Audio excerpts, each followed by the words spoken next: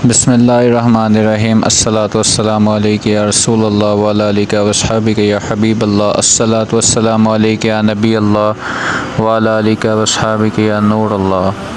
حضرت ابو امامہ رضی اللہ تعالیٰ عنہ سے روایت ہے کہ رسول اللہ صلی اللہ علیہ وسلم سے دریافت کیا گیا، یا رسول اللہ صلی اللہ علیہ وآلہ وسلم، کون سے وقت کی دعا زیادہ قبول ہوتی ہے؟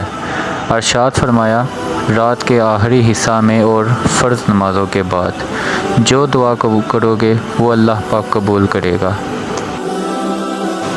رسول اللہ صلی اللہ علیہ وآلہ وسلم نے فرمایا، جو شخص ہمیشہ توبہ و استغفار کرتا رہے گا، اللہ تعالیٰ اس کے لیے ہر تنگی سے نکلنے کا راستہ بنا دے گا اور ہر فکر و غم سے اس کو چھٹکارا عنایت فرمائے گا، اور اس کو ایسی جگہ سے روزی دے گا جہاں سے اس کو روزی ملنے کا گمان بھی نہ تھا۔ سبحان اللہ۔ رب کائنات نے فرمایا، اے محمد، اپنی امت سے کہنا کہ میرا ذکر اپنی انگلیوں پر کیا کرو۔ جب تم اندھیری قبر میں تنہا ہوگے تو یہ انگلیاں آپ کی قبر کو روشن کر دیں گی۔ حضرت محمد صلی اللہ علیہ وآلہ وسلم نے فرمایا، آباد رہے وہ شخص جو میری حدیث کو دوسروں تک پہنچائے۔ سبحان اللہ۔ میں یہ نہیں کہتا کہ میری ویڈیو کو شیئر کریں، آپ یہ بات سن کر آگے پہنچا دیں، سن کر اپنے منہ سے بول کر پہنچا دیں۔ جزاک اللہ۔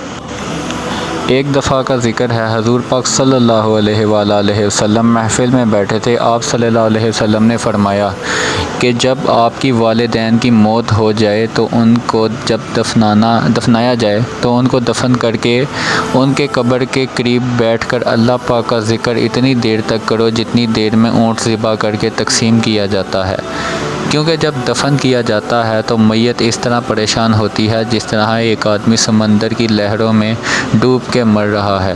جب ذکر ہو رہا ہو تو میت پریشان نہیں ہوتی اور میت بہت خوش ہو جاتی ہے کہ اولاد نے میرا حق ادا کر دیا ہے۔ اس پیاری بات کو اتنا پھیلاؤ کہ کوئی بے خبر نہ رہ پائے، اللہ آپ کو اس کا اجر دے گا۔ یہ میرے پیارے نبی حضرت محمد صلی اللہ علیہ وآلہ وسلم کی پیاری باتیں ہیں جو میں آپ سے شیئر کر رہا ہوں۔ جب حضور صلی اللہ علیہ وآلہ وسلم کے وصال کا وقت قریب آیا تو آپ صلی اللہ علیہ وآلہ وسلم نے حضرت عزرائیل علیہ السلام سے فرمایا، کیا میری امت کو موت کی تکلیف برداشت کرنی پڑے گی؟ تو فرشتے نے کہا، جی۔ آپ صلی اللہ علیہ وآلہ وسلم کی آنکھوں مبارک سے آنسو جاری ہو گئے تو اللہ تعالیٰ نے فرمایا، اے محمد صلی اللہ علیہ وسلم، آپ کی امت اگر ہر نماز کے بعد آیت الکرسی پڑھے گی تو موت کے وقت اس کا ایک پاؤں دنیا میں ہوگا اور دوسرا جنت میں۔ اگر توفیق ہو تو سب کو بتائیں۔ اگر کسی نے ایک نے بھی عمل کر لیا تو یہ آپ کے لیے صدقہ جاریہ ہوگا۔ رسول اللہ صلی اللہ علیہ وآلہ وسلم نے یہ بھی ارشاد فرمایا، مسلمان جب اپنے گھر والوں پر خرچ کرتا ہے اور خرچ کرتے وقت ثواب کی امید رکھتا ہے تو وہ خرچ کرنا بھی اس کا صدقہ جاریہ میں آ جاتا ہے۔